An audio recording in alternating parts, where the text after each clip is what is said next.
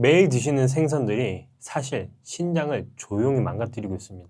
건강에 좋다고 챙겨 드시는 그 생선 정말 몸에 이롭기만 할까요? 생선이라고 다 같은 생선이 아닙니다. 어떤 생선은 어떤 방식으로 먹느냐에 따라 신장을 지킬 수도 있고 반대로 신장에 서서히 부담을 쌓을 수도 있거든요. 오늘은 우리가 아무 생각 없이 먹어온 생선들 중에 신장에 독이 되는 것을 정확히 짚어드리고 반대로 신장을 지키는 생선은 무엇인지까지 제대로 알려드리겠습니다. 끝까지 보시면 오늘 저녁 밥상부터 바로 바꾸실 수 있을 거예요. 생선이 신장에 문제가 되는 건 생선 자체가 나쁜 게 아닙니다. 핵심은 두 가지예요. 나트륨과 퓨린. 나트륨은 혈압을 올리고 신장에 직접적인 부담을 줍니다. 신장은 우리 몸의 필터 역할을 하는 기관인데 나트륨이 많이 쌓이면 이 필터가 서서히 막히기 시작합니다. 퓨린은 조금 낯선 단어일 수 있는데요. 쉽게 말씀드리면 특정 음식을 먹었을 때 몸속에서 분해되면서 요산이라는 물질을 만들어냅니다. 서울시 보건연구원에서도 퓨린이 많은 음식을 과하게 섭취하면 요산이 신장에 쌓여 신장 기능에 영향을 줄 수 있다고 밝히고 있을 만큼 신장 건강과 직결된 성분입니다. 특히 여성분들은 더 주의가 필요합니다. 50대 이후에 폐경이 되면서 에스트로겐이라는 여성 호르몬이 급격히 줄어드는데 이 호르몬이 바로 퓨린을 분해하고 요산을 몸 밖으로 내보내는데 중요한 역할을 합니다. 그래서 50대 이후 여성분들은 같은 음식을 드셔도 요산이 훨씬 빠르게 쌓이고 신장에 부담이 커지는 거예요. 갱년기 이후에 신장 건강이 갑자기 나빠졌다고 느끼시는 분들이 많은 이유가 바로 여기에 있습니다. 문제는 이 두 가지가 우리 일상에서 즐겨 먹는 생선 반찬에 아주 많이 들어있다는 겁니다. 어떤 생선이 문제인지 지금부터 하나씩 살펴보겠습니다. 우리 밥상에서 자주 보이는 생선들 중에서 신장에 부담을 주는 것들 하나씩 짚어드릴게요. 첫 번째는 말린 생선, 염장 생선입니다. 자반고등어, 보리굴비처럼 소금에 절이거나 건조한 생선들인데요. 삼성 서울병원 자료에 따르면 신장 질환자는 하루 나트륨을 2000mg, 20g 이내로 제한해야 되는데 자반고등어 100g의 나트륨 함량은 일반 고등어의 무려 5배에서 10배에 달합니다. 한 토막 먹는 것만으로도 하루 나트륨 권장량을 훌쩍 넘기기 쉬운 거예요. 게다가 건조 과정에서 수분이 빠져나가면서 나트륨이 더욱 농축되기 때문에 먹을수록 신장이 처리해야 할 나트륨량이 기하급수적으로 늘어납니다. 나트륨이 많으면 혈압이 오르고 높아진 혈압은 고스란히 신장의 부담으로 쌓이게 되죠. 짭조름한 맛이 밥도둑처럼 느껴지시겠지만 신장 입장에서는 꽤 버거운 음식입니다. 두 번째는 멸치와 건어물류입니다. 멸치 볶음은 칼슘이 풍부하다고 알려져 있어서 꾸준히 드시는 분들이 많으시죠. 그런데 영양 전문가들은 칼륨과 인이 많은 멸치, 마른 오징어 등 말린 식품은 신장 건강에 부담을 줄 수 있다고 입을 모았습니다. 건조 과정에서 수분이 빠져나가면서 나트륨, 칼륨, 인이 그대로 농축되기 때문인데요.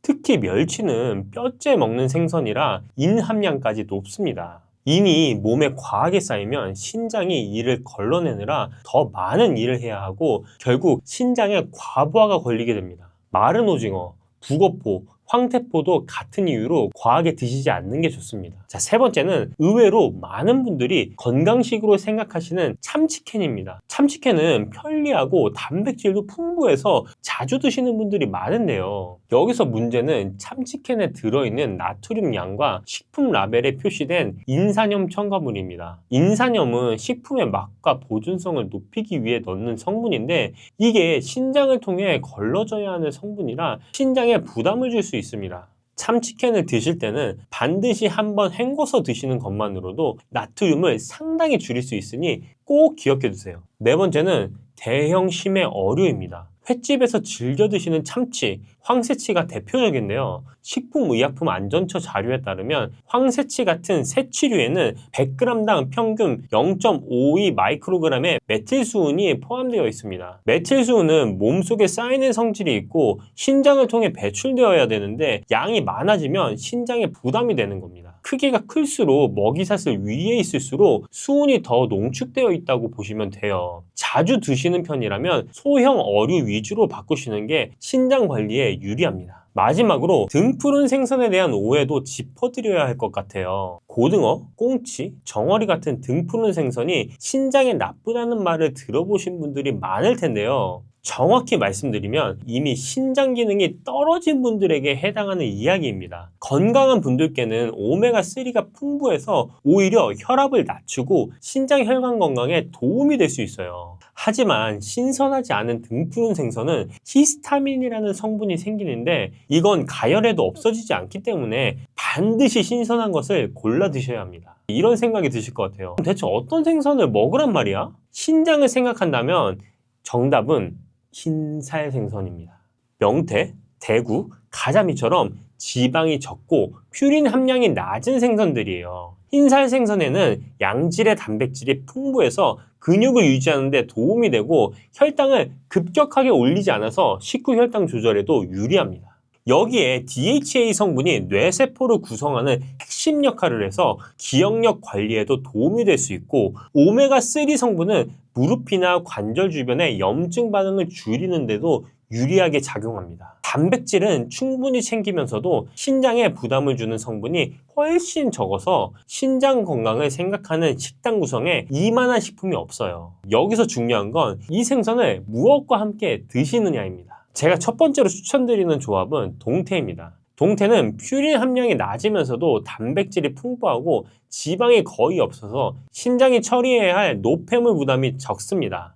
여기에 잘 맞는 게 바로 두부인데요. 두부의 식물성 단백질이 동태의 동물성 단백질을 보완해줘서 한쪽에만 의존하지 않고 균형 있게 단백질을 섭취할 수 있습니다. 신장 부담 관리 측면에서 동태찌개에 두부 한 모 넣는 것 아주 간단하지만 꽤 고마운 조합이에요. 자, 두 번째는 가자미와 함께 먹으면 최고의 조합인데요. 가자미는 칼로리가 낮고 소화가 잘 되는 흰살 생선이잖아요. 위장이 약하신 분들도 부담 없이 드실 수 있어요. 여기에 잘 어울리는 게 바로 미역입니다. 미역에 들어있는 알긴산이라는 성분이 장에서 나트륨을 흡착해 몸 밖으로 내보내는데 도움이 되거든요. 생선 요리를 하다 보면 어쩔 수 없이 간을 하게 되는데 그 소금기를 미역이 잡아줄 수 있다는 거예요. 가자미 구이 옆에 미역국 한 그릇을 드시면 신장을 생각한다면 참 잘 어울리는 한상입니다. 자, 세 번째는 연어입니다. 연어는 등푸른 생선이지만 고등어나 꽁치보다 퓨린 함량이 낮고 오메가3가 풍부해서 혈압을 낮추고 신장 혈관 건강을 관리하는 데 도움이 될 수 있습니다. 미국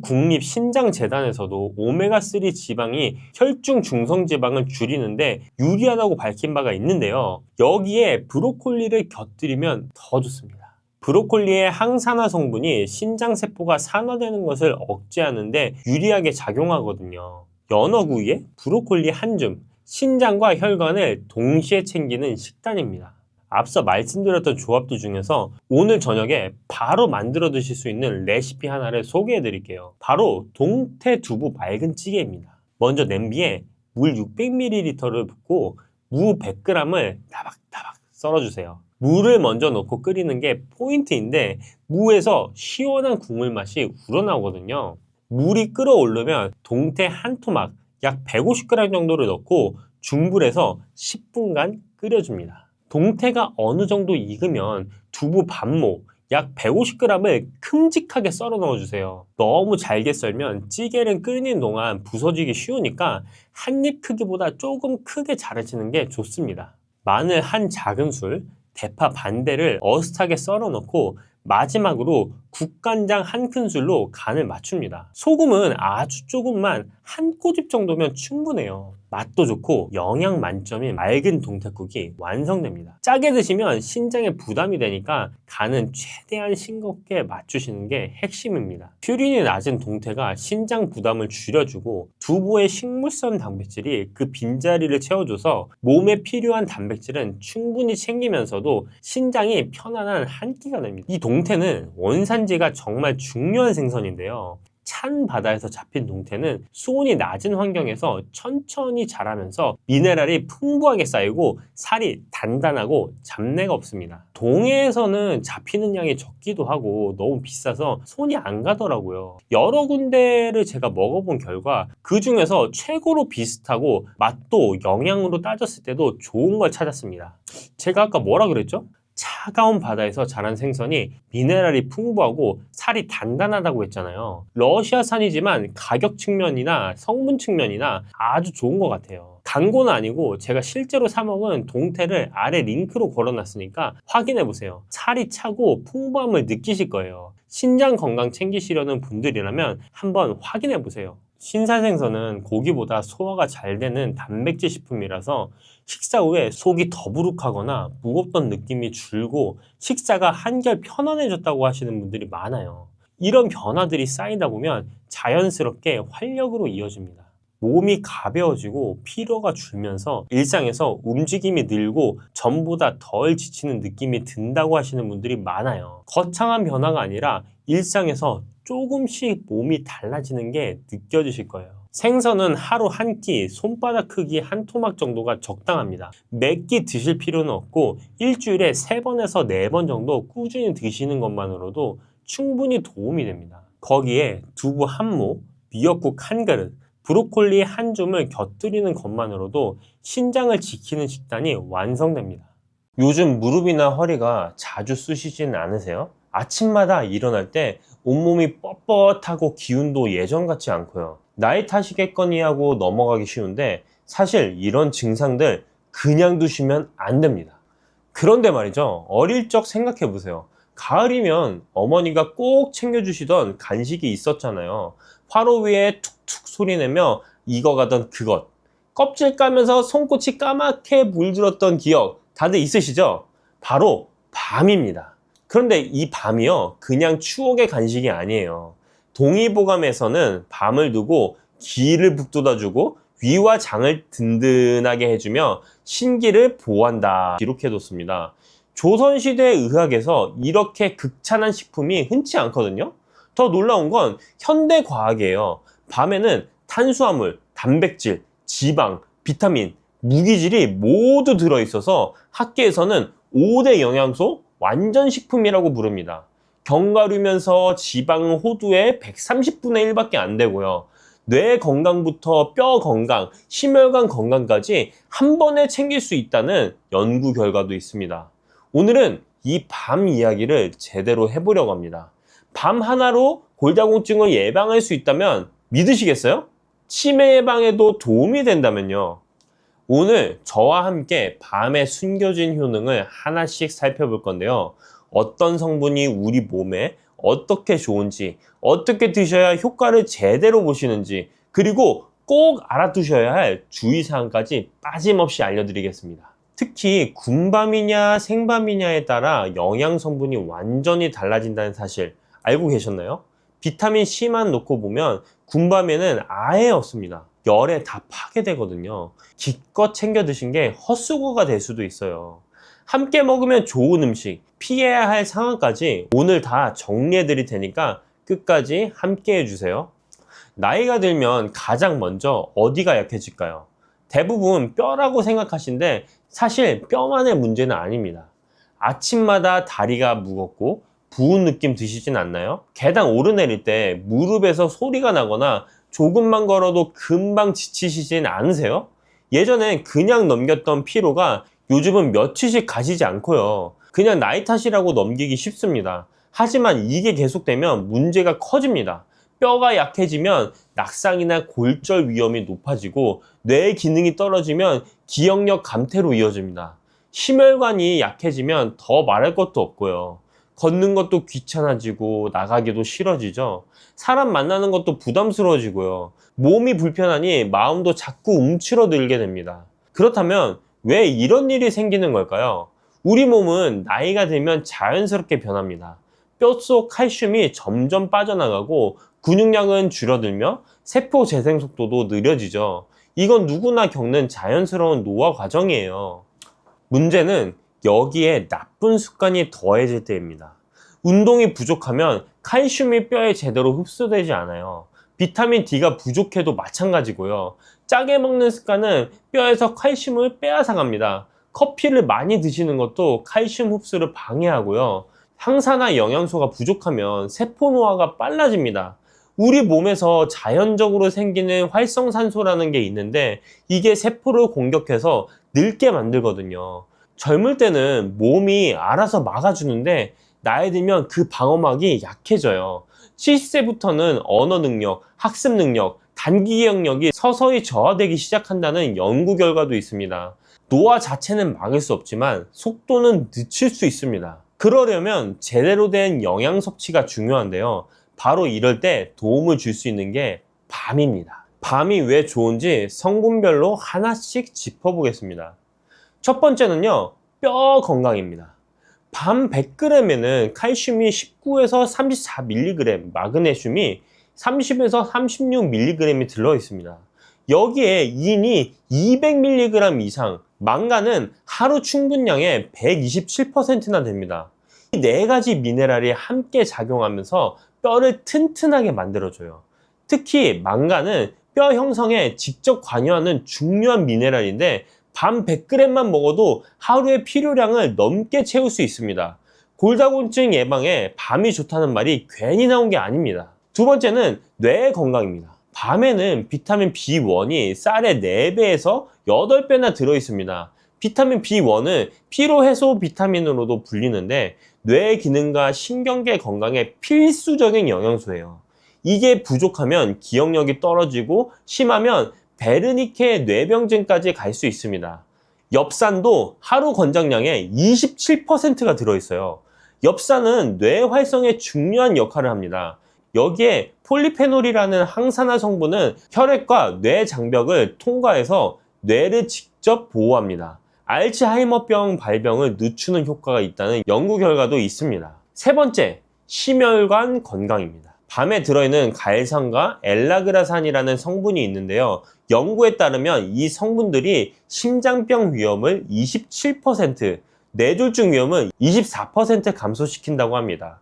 오메가3와 오메가6 지방산도 들어있어서 중성지방과 콜레스테롤 수치를 낮추고 동맥경화를 예방하는 데 도움을 줍니다. BMC 메디슨에 발표한 세 번째 명대상 연구에서도 폴리페놀이 풍부한 식단을 먹은 그룹이 심혈관 질환 위험이 유의미하게 낮았다고 나와 있어요. 네 번째, 면역력 강화입니다. 생밤 100g에는 비타민 C가 최대 40mg까지 들어있습니다. 생밤 10개 정도면 하루 비타민 C 필요량을 채울 수 있어요. 비타민 C는 면역력 강화에 필수적인 영양소인데요. 여기에 비타민 B6도 하루 권장량의 33%가 들어있어서 세균과 바이러스로부터 몸을 보호하는 데 도움을 줍니다. 다섯 번째, 소화 건강입니다.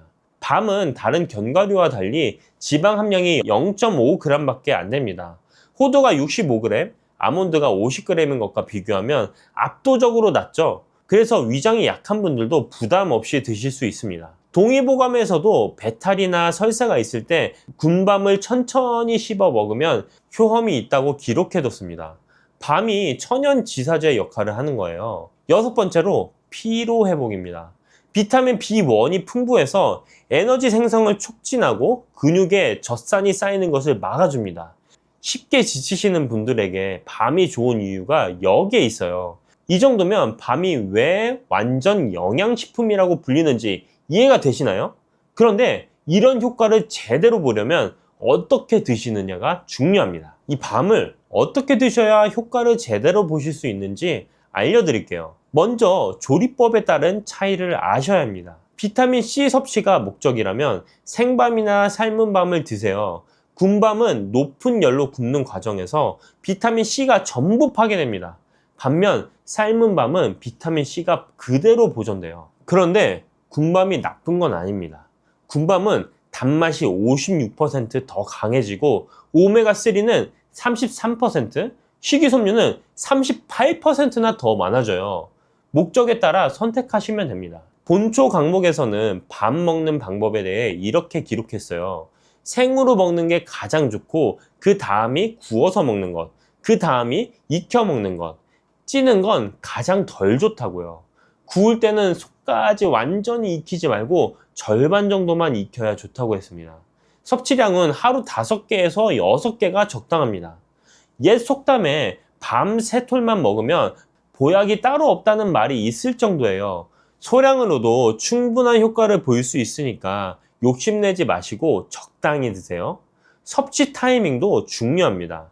아침이나 점심 때 드시는 게 좋아요. 저녁 늦게 드시면 소화에 부담이 갈 수 있거든요. 공복보다는 식후에 간식처럼 드시는 걸 추천드립니다. 함께 먹으면 좋은 음식도 있습니다. 단백질이 필요하시면 두부와 함께 드시고요. 반밥을 지을 때 두부요리를 곁들이면 영양 균형이 좋아집니다. 시금치나 미역 같은 철분이 풍부한 음식과 함께 드시면 빈혈 예방에도 도움이 되고요. 보관법도 알아두시면 좋습니다.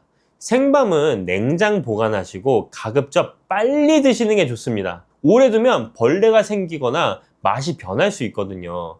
장기 보관하시려면 삶아서 냉동하시면 됩니다. 이거는 활용법도 다양합니다. 밤밥, 밤죽, 밤조림 같은 전통 음식도 좋고 샐러드에 넣어 드셔도 맛있어요. 치아가 불편하신 분들은 밤죽이나 밤스프 형태로 드시면 부담이 적습니다. 술 드시는 분들께는 생밤을 안주로 추천드립니다. 생밤의 비타민C가 아세트알데히드 생성을 억제하고 알코올 산화를 촉진해서 숙취 해소에도 도움이 됩니다. 단, 군밤은 비타민C가 없으니까 숙취 해소 효과를 기대하기 어렵습니다. 이렇게 좋은 밤이지만 주의하셔야 할 부분도 있습니다. 이 부분은 꼭 기억해 주세요. 첫 번째, 당뇨 환자분들은 섭취량을 조절하셔야 합니다. 밤에는 탄수화물 함량이 33에서 37%로 꽤 높아요. 혈당 부하 지수도 58로 고혈당 부하 식품에 해당됩니다. 몸에 좋다고 많이 드시면 혈당이 급격히 올라갈 수 있으니까 반드시 적정량만 드시길 바랍니다. 두 번째, 신장 질환이 있으신 분들도 주의가 필요합니다. 밤에는 칼륨이 100g당 439에서 592mg이나 들어있어요.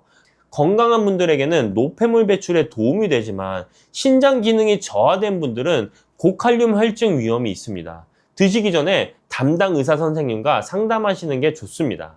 세 번째로는 알레르기 반응이 나타날 수 있습니다. 밤 알레르기가 있으신 분들은 가려움증, 발진, 두드러기, 심하면 호흡 곤란까지 올 수 있어요. 특히 꽃가루 알레르기가 있으신 분들 중에 약 15%가 밤 알레르기를 함께 가지고 있다는 연구 결과도 있습니다. 재밌는 건 생밤에는 알레르기 반응이 있어도 삶거나 구운 밤은 괜찮은 경우가 있다는 거예요. 열 처리 과정에서 알레르기를 유발하는 단백질이 변성되기 때문입니다. 생밤을 드시고 불편하셨던 분들은 익힌 밤을 시도해 보세요. 네 번째, 과다 섭취하면 소화불량이 될 수 있습니다. 밤에는 식이섬유가 풍부하다 보니 많이 드시면 복부 팽만감이나 가스가 찰 수 있어요. 위장이 약하신 분들은 천천히 오래 씹어 드시고 물도 충분히 드세요. 불용성 식이섬유를 많이 드시면서 수분 섭취가 부족하면 오히려 변비가 생길 수도 있거든요. 다섯 번째, 철분제와 함께 드시면 안 됩니다. 밤에 들어있는 타닌 성분이 철분과 미네랄의 흡수를 방해할 수 있습니다. 빈혈 치료 중이신 분들은 철분제 복용 시간과 밤 섭취 시간을 2-3시간 정도 떼어 놓으시는 게 좋습니다. 여섯 번째로는 체중 관리 중이신 분들에게 양 조절이 필요합니다.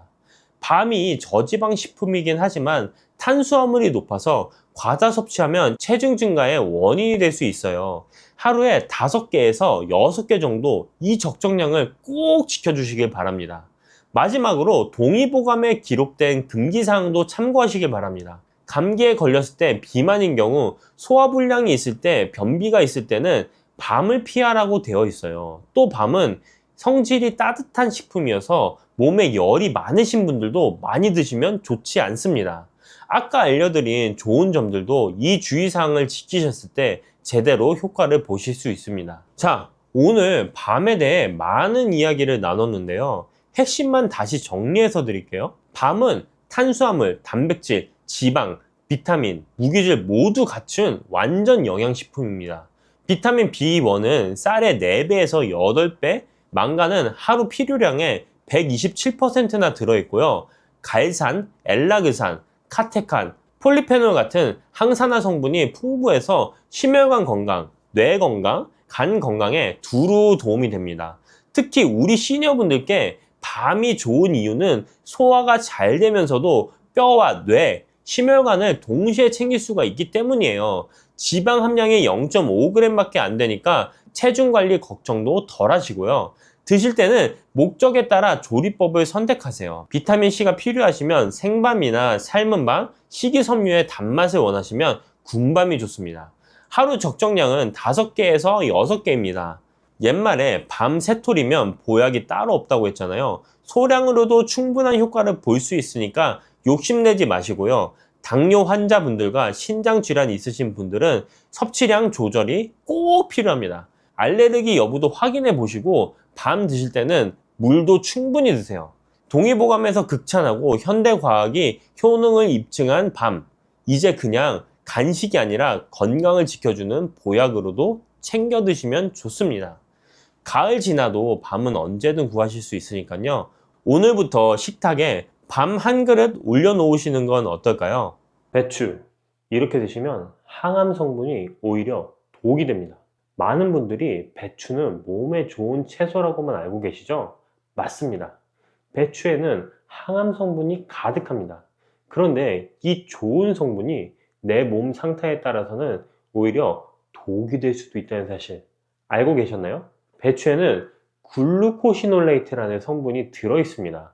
쉽게 말하면 암세포가 자라나는 걸 막아주고 아주 고마운 성분인데요. 이게 우리 몸속에 들어가면 이소티시오네이트라는 물질로 바뀌면서 암세포의 성장을 억제하고 전이까지 막아줍니다. 그런데 바로 이 성분이 특정 질환을 가진 분들에게는 정반대의 작용을 하거든요. 게다가 먹는 방법을 잘못 선택하면 농약 문제까지 겹칩니다. 어르신분들 배추 정말 자주 드시는데요. 김치로, 국으로, 쌈으로 거의 매끼 식탁에 올라오는 채소예요. 근데 많이들 이 부분을 잘못 알고 계십니다. 배추는 무조건 몸에 좋다고만 생각하시고 어떻게 먹느냐는 크게 신경을 안 쓴다는 겁니다. 요즘 부쩍 기운이 없으시거나 아침에 몸이 무겁고 찌뿌둥하신 분들 배추를 잘 드시면 큰 도움이 되지만 잘못 드시면 오히려 상태가 나빠질 수 있습니다. 배추가 독이 되는 첫 번째는 바로 생으로 드실 때입니다. 입맛 없으실 때 쌈배추에 밥 올려서 드시는 분들 많으시죠? 근데 생배추에는 잔류 농약 걱정이 있습니다. 살충제인 다이아지논과 살균제인 프로시미돈이 검출되는 경우가 있는데 이 성분들은 심하면 암을 유발하거나 뇌 건강까지 영향을 줄 수 있습니다. 농촌진흥청 연구에 따르면 흐르는 물에 한 번 씻는 것보다 물을 받아놓고 2번, 3번 헹구시는 게 잔류 농약 제거 효과가 최대 2배까지 높다고 합니다. 두 번째, 갑상선이 약하신 분들입니다. 글루코시놀레이트가 분해되면서 고이트로젠이라는 물질로 바뀌는데 이게 갑상선 호르몬을 만드는데 필요한 요오드의 흡수를 방해합니다. 갑상선이 이미 약하신 분들에게는 증상을 악화시킬 수 있어요. 추위를 잘 타시고 피부가 건조하면서 손발이 잘 붓는 분들은 특히 주의가 필요합니다. 자, 세 번째, 와파린이나 아스피린 같은 혈액 응고 억제제를 드시는 분들도 조심하셔야 됩니다. 배추에 풍부한 비타민 K는 혈액을 응고시키는 역할을 하는데 혈액을 묽게 만드는 약과 정반대로 작용하거든요. 약의 효능을 크게 떨어뜨릴 수 있으니 지금 드시는 약 성분을 꼭 확인해 보셔야 합니다. 그래서 배추의 성분을 좀 더 자세히 들여다보면요. 배추는 양배추, 브로콜리, 케일과 함께 대표적인 십자화과 채소입니다. 영국 프랜시스 크릭 연구소에 따르면 우리 장의 표면은 4에서 5일마다 새로 재생되는데 이 과정이 통제가 안 되면 염증이 쌓이고 심하면 암으로 발전할 수 있다고 합니다. 이때 배추를 씹으면 나오는 인돌3 카비놀이라는 물질이 장내 면역세포를 활성시켜서 이 재생 과정을 안정적으로 지켜줍니다.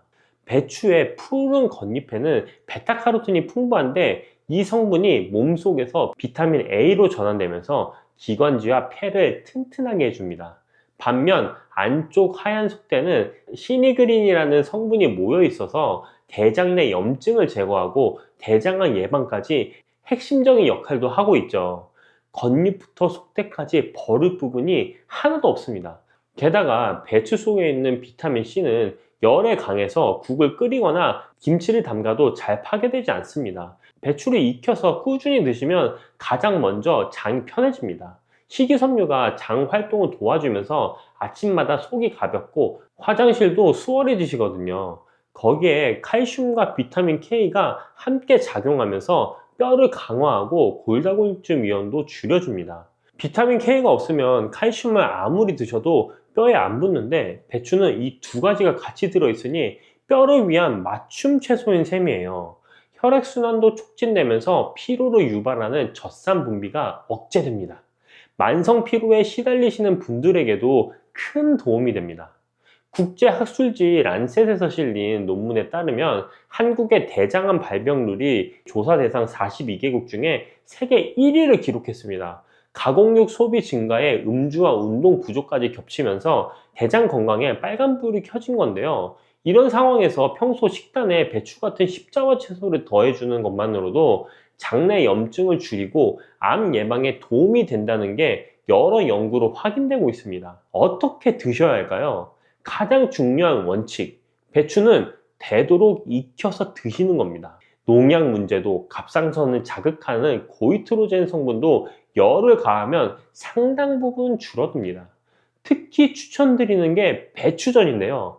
만들기 간단하면서 배추에 부족한 단백질까지 채워주는 아주 좋은 방법입니다. 레시피 바로 알려드릴게요. 알배추 하나를 준비하셔서 잎을 한 장씩 떼어주세요.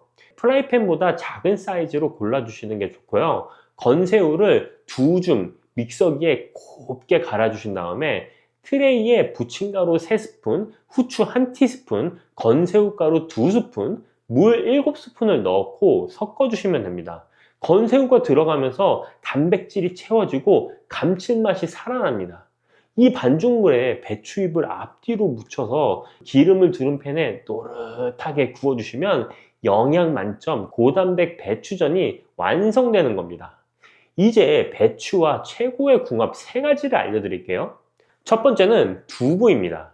배추에 비타민과 항암 성분이 가득하지만 두부는 식물성 단백질 덩어리인데 비타민이 부족하니까 서로 빈자리를 완벽하게 채워주는 궁합이에요. 배춧국에 두부를 넣으시거나 볶음김치에 두부를 곁들이시면 아주 훌륭합니다. 자, 두 번째는 무입니다. 배추 속대에 풍부한 시니그린 성분이 가득 들어있어서 함께 드시면 항암 효과가 배로 올라갑니다. 무는 맵고 따뜻한 성질이고 배추는 달고 서늘한 성질이라서 서로를 중화시켜 주고요. 무의 숙취 해소 효과와 배추의 간 보호 효과가 합쳐져서 간 건강까지 챙기실 수 있습니다. 자, 세 번째는 돼지고기입니다. 김장날에는 수육 보쌈이 빠지지 않는데 다 이유가 있습니다. 돼지고기에는 소고기의 10배에 달하는 비타민 B1이 들어있어서 피로 회복에 탁월합니다. 배추와 함께 드시면 흡수율이 극대화되게 됩니다. 배추의 항산화 성분이 돼지고기 속 콜레스테롤과 포화지방을 몸 밖으로 배출해 주니까 맛도 건강도 잡는 최고의 조합이죠. 다만 한 가지 조심할 게 있어요. 갑상선이 약하신 분들은 배추를 익혀 드시되 미역이나 김, 다시마 같은 해조류를 함께 드시면 좋습니다. 해조류에 풍부한 요오드가 고이트로젠이 방해하는 부분을 보충해 주거든요. 배추 된장국에 미역을 한 줌 넣어서 끓이시면 걱정 없이 배추의 좋은 성분만 챙기실 수 있습니다. 와파린이나 아스피린 드시는 분들은 배추를 아예 끊으실 필요가 없이 매일 비슷한 양을 일정하게 유지하시는 게 핵심입니다. 그리고 김치찌개처럼 나트륨이 높은 요리 대신에 배춧국이나 배추전처럼 담백한 요리로 드시면 신장에 부담 없이 영양을 챙기실 수 있습니다. 코막힘 10년 방치하면 뼈를 깎아내야 됩니다. 오늘 정말 중요합니다. 코가 답답하고 아침마다 목이 칼칼 하시는 분 정말 많으시거든요. 대부분 그냥 넘기시는데 그럼 안 됩니다. 왜 그런지 지금 제가 말씀드릴게요. 지금 한번 해보세요. 한쪽 코를 막고 숨을 쉬어보시는 거예요. 공기가 시원하게 들어오시나요? 막히는 느낌이 있으시다면 비염이 있으신 겁니다. 근데 많은 분들이 이걸 모르고 계세요. 몇십 년 넘게 코 막힌 상태로 사시면서 본인은 원래 이런 줄 아시는 거예요. 이게 바로 익숙함의 함정입니다. 오래되다 보니까 힘든 줄도 모르고 치료할 생각도 안 하시는 거죠. 근데 이게 왜 문제가 되냐면 여기서부터 잘 들으셔야 됩니다. 아침에 일어나면 목이 바짝 마르고 칼칼하시죠? 낮에도 괜히 멍하고 피곤하시고요. 이런 분들이 대부분 코로 숨을 제대로 못 쉬고 계신 겁니다.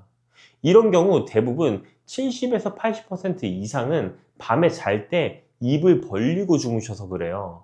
밤새 입으로 숨을 쉬시니까 숙면을 못 하시는 거예요. 코가 막히면 코골이가 생기고요. 심하면 수면 무호흡 증상까지 있습니다. 이건 정말 심각한 건데요. 정작 자신은 모르세요. 하지만 뇌는 알고 있습니다. 뇌가 쉬지 못하는 겁니다. 그러니까 아무리 오래 주무셔도 개운하지가 않으시죠. 낮에 자꾸 졸리시고 집중이 안 되시고 머리가 멍하신 거예요. 이게 다 코에서 시작되는 겁니다. 근데 많이들 이 부분을 잘못 알고 계세요. 코 좀 막히면 어때? 그냥 사는 거지 하시는 분들 많으시거든요. 근데요, 비염을 치료 안 하고 그냥 두시면 코 안에 있는 점막이 점점 두꺼워집니다. 처음엔 살짝 부어있는 정도인데 이게 10년, 20년 지나면 점막이 점점 딱딱하게 굳어서 엄청 두꺼워지는 거예요. 이렇게 되면 약을 써도 안 듣습니다. 그때는 수술해서 점막을 긁어내야 돼요. 그것뿐만이 아닙니다. 이 염증이 오래가면 점막 밑에 있는 뼈까지 두꺼워져요. 뼈가 자라나는 겁니다. 그러면 어떻게 되냐면 코가 더 꽉 막히게 되겠죠. 이때는 뼈를 깎아내야 됩니다. 이게 다 비염 수술이에요. 처음에는 약으로 간단히 해결될 걸 방치해서 수술까지 가시는 겁니다. 특히 어린 손주분들 비염 있으시면 더 신경 쓰셔야 됩니다. 어릴 때부터 비염 치료를 제대로 안 받으면 코 뒤쪽에 있는 아데노이드라는 조직이 계속 커집니다. 그러면 입을 벌리고 자게 되고요. 이게 오래되면 얼굴 형태까지 바뀔 수 있어요. 턱이 뒤로 들어가고 얼굴이 길어지는 거죠. 그러니까 비염은 절대 그냥 두시면 안 됩니다. 이 비염이 왜 생기는 건지, 코 안이 어떻게 생겼는지 한번 알아보겠습니다. 코 안을 들여다보시면 계단처럼 생긴 살이 3개가 튀어나와 있습니다. 이걸 비갑계라고 하는데요. 에어컨이랑 가습기가 합쳐진 거라고 보시면 됩니다. 숨을 쉬면 공기가 여기를 지나가면서 온도 조절이 되고 습도 조절이 되는 겁니다. 찬 공기가 들어오면 따뜻하게 데워주고 너무 건조하면 촉촉하게 해주는 거죠. 그런데 이 비갑계가 알레르기 물질을 만나면 부어올라요. 진먼지, 진드기, 꽃가루, 반려동물, 털, 곰팡이, 포자 같은 것들이 대표적인 원인입니다. 진먼지, 진드기가 제일 흔합니다. 이게 침구류에 엄청 많이 살거든요. 이 진드기가 우리 피부에서 떨어지는 각질을 먹고 살고 있습니다. 그래서 밤에 누우면 코가 더 막히는 분들이 많으신 거예요. 그리고 코 옆쪽에는 부비동이라는 빈 공간이 있어요. 여기도 코랑 연결되어 있는데 비염이 심해지면 이 부비동까지 염증이 생깁니다. 이게 바로 축농증이에요. 부비동에 고름이 차는 거죠. 그러면 얼굴이 묵직하게 아프고 노란 콧물이 나오고 냄새도 잘 못 맡게 됩니다. 그래서 제대로 관리를 하시면 뭐가 달라지느냐? 이게 정말 중요하죠. 코 세척을 꾸준히 하시고 환경 관리를 잘 해주시면 2주 안에 아침이 달라지기 시작합니다. 일어났을 때 목이 덜 마르시고 머리가 맑아지시는 게 느껴지실 겁니다. 코가 뚫리니까 밤에 숙면을 하시게 되는 거예요. 숙면을 하시니까 낮에 피로감이 확 줄어들고요. 집중력도 좋아집니다. 실제로 비염 치료를 제대로 받은 학생들은 성적이 올라간다는 연구 결과도 있습니다. 어른들도 마찬가지예요. 업무 능률이 확 올라가고 만성 피로가 없어지고 머리가 맑아지는 거죠. 코 하나 뚫렸을 뿐인데 삶의 질이 확 달라지는 겁니다. 그리고 아침마다 목에 가래가 껴서 캑캑 하시던 분들 이것도 많이 좋아지게 돼요. 코에서 내려오는 콧물이 줄어드니까 목도 편안해지는 거예요. 외출하실 때도 훨씬 가뿐하고요. 실제 연구 결과를 보면요, 알레르기 비염 환자들은 일반인보다 중증 수면 무호흡증이나 코골이가 발생할 확률이 무려 8배나 높았다고 되어 있습니다. 8배예요, 8배. 비염을 제대로 치료 안 하면 수면의 질이 떨어지기 때문에 우울증 위험도 정말 높아지는 겁니다. 그리고 제가 오늘 알려드릴 코 세척, 미국 FDA에서도 공식적으로 권장하는 치료법입니다.